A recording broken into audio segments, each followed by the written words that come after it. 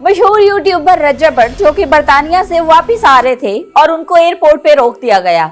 जैसे ही उनको एयरपोर्ट पे रोक दिया गया तो सोशल मीडिया पर बड़ी कयासराइयां शुरू कर दी गई कि रजब भट्ट को डिपोर्ट कर दिया गया है, वो कभी पाकिस्तान नहीं आ सकते।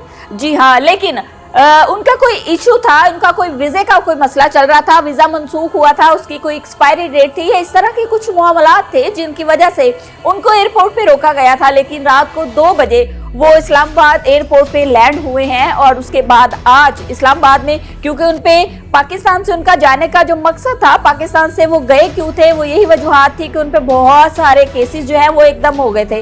कुछ कराची में केसेस थे, कुछ इस्लामाबाद में केसेस थे। तो इस्लामाबाद में वो लैंड हुए और उसके बाद आज वो अदालत में पेश हुए हैं और उनसे बहुत सारे साफियों ने सवालात भी पूछे हैं और उनके जवाबात भी उन्होंने दिए हैं, उस पर भी बात करेंगे। लेकिन उससे पहले बताएं कि आज इस्लामाबाद अदालत में पेश हुए हैं। इस्लामाबाद अदालत में जो उनपे केस था, उस केस में उनको 10 दिन की जो है हिफाजती जमानत मिल गई है और 10 दिन के बाद अब जो है वो इस केस का देखें कि अब क्या बनता है। लेकिन अब जो दूसरा केस है कराची वाले केस में जो है अभी उनके पास टाइम है, वो भी 10 दिन का टाइम है और 10 दिन बाद वो कराची में अपने दूसरा जो कि केस था 295 का, उसके लिए पेश होंगे। उसके लिए भी अभी तक उनकी जो है हिफाजती जमानत है और 10 दिन बाद पता चलेगा कि रजब भट्ट जो है वो पाकिस्तान तो आ चुके हैं, लेकिन अपने घर यानी लाहौर वापस आएंगे या नहीं आएंगे। लेकिन यहाँ पे सहाफियों की बात कर लेते हैं जिन्होंने कुछ सवालात किए हैं रजब भट्ट से। आज जब वो अदालत में पेश हुए और वहाँ पे उनसे कुछ सहाफियों ने सवालात किए। एक तो रजब भट्ट हमेशा की तरह बड़े प्रोटोकॉल में आए थे, एक बड़ी गाड़ी में आए थे जिस गाड़ी का नंबर भी नहीं था, नंबर प्लेट के बगैर एक बड़ी गाड़ी में उनको लाया गया और बड़े प्रोटोकॉल के साथ। एक सहाफी ने कहा आपको अदालत में आने तक जो है वो इतनी रसाई थी कि आप गाड़ी में आए हैं और बड़े प्रोटोकॉल से आपको यहाँ पे लाया गया। तो इस पर रजब भट्ट ने जो है वो हाथ जोड़ दिए थे कि भाई माफ करें, क्या सवालात कर रहे हैं, मैं पहले ही सवालात की जद में आया हुआ हूँ। और सोशल मीडिया पे ये कहा जा रहा था कि रजब भट्ट को डिपोर्ट कर दिया गया है, वो पाकिस्तान नहीं आएंगे। इस पे भी उन्होंने जवाब दिया कि अगर मैं डिपोर्ट होता तो मैं बिजनेस क्लास में सफ़र करके यहाँ पे इस्लामाबाद ना आता, मैंने तो बिजनेस क्लास में सफ़र किया है। और यहाँ पे रजब भट्ट के साथ जो है वो नदीम मुबारक भी है जो कि मशहूर है नदीम नानीवाला के नाम से।